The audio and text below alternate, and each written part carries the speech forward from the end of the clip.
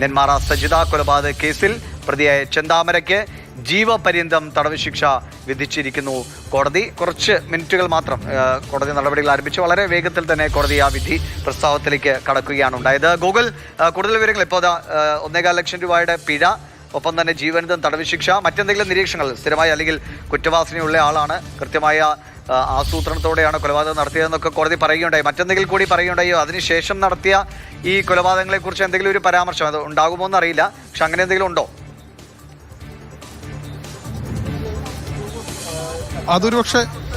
ഒരുപക്ഷെ ഇതുവരെയും കോടതിയുടെ ഭാഗത്തു നിന്ന് അത് സംബന്ധിച്ചുള്ള പരാമർശങ്ങൾ ഉണ്ടായിട്ടില്ല. അതൊരു പക്ഷേ ഉണ്ടാകാനുള്ള സാധ്യതയും കുറവാണ്. കാരണം ഈ സംഭവം കഴിഞ്ഞിട്ടാണ് മറ്റ് 2 ഇരട്ട കൊലപാതകങ്ങൾ നടന്നത്. അത് ഒരുപക്ഷെ ഇതിനെ സ്വാധീനിക്കുമോ എന്നുള്ളതിൽ വലിയ ഉറപ്പില്ല, അതിന് സാധ്യതയില്ല എന്നുള്ളതാണ് പല നിയമവിദഗ്ധരും പറഞ്ഞത്. ഏതായാലും ഈ കേസിൽ തന്നെ പരിഗണിച്ചുകൊണ്ട് കുറ്റവാസനയുള്ള ആളാണ്, കൃത്യമായ ആസൂത്രണത്തോടെയാണ് ചെന്താമര ഇത് ചെയ്തത് തുടങ്ങിയ കാര്യങ്ങളാണ് പറയുന്നത്. ഇതിൽ ജീവപര്യന്തം വിധിക്കുന്നു. അതുമാത്രവുമല്ല 1.25 ലക്ഷം രൂപ പിഴയടക്കണം എന്നുള്ള കാര്യങ്ങളും കോടതി ആവശ്യപ്പെടുന്നുണ്ട്. ഏതായാലും വളരെ പ്രധാനപ്പെട്ടതാണ്, ജീവപര്യന്തം ശിക്ഷയാണ് ഈ വിഷയത്തിൽ ചെന്താമരയ്ക്ക് നൽകുന്നത്.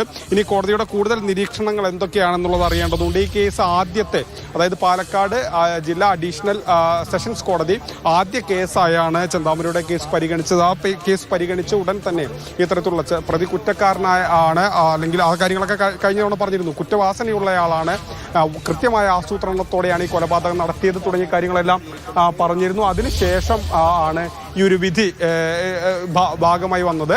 ഏതായാലും വളരെ പ്രധാനപ്പെട്ട വിധിയാണ്. ജീവപര്യന്തം തടവും 1.5 ലക്ഷം രൂപ പിഴയുമാണ്, 1,25,000 രൂപ പിഴയുമാണ് കോടതി ഇതിൽ വിധിക്കുന്നത്.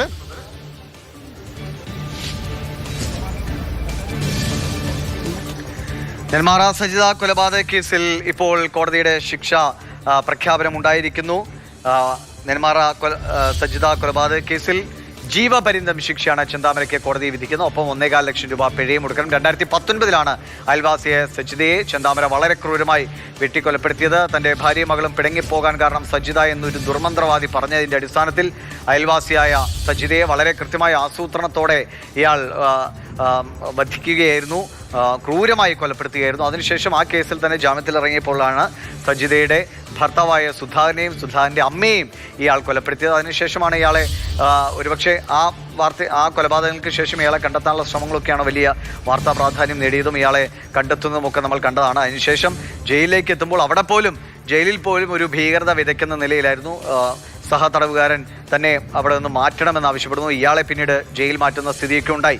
അതിനുശേഷമാണ് ഇപ്പോൾ ആദ്യ കൊലപാതക കേസിൽ സജിതയെ കൊലപ്പെടുത്തിയ കേസിൽ ഇപ്പോൾ കോടതിയുടെ പാലക്കാട് അഡീഷണൽ സെഷൻസ് കോടതിയുടെ ശിക്ഷ വിധി ഉണ്ടാകുന്നത്.